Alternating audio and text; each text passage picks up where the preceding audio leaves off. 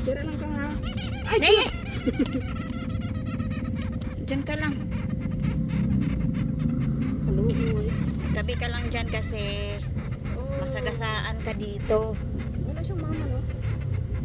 Bakit na ano siya? Parang hulog ko siya.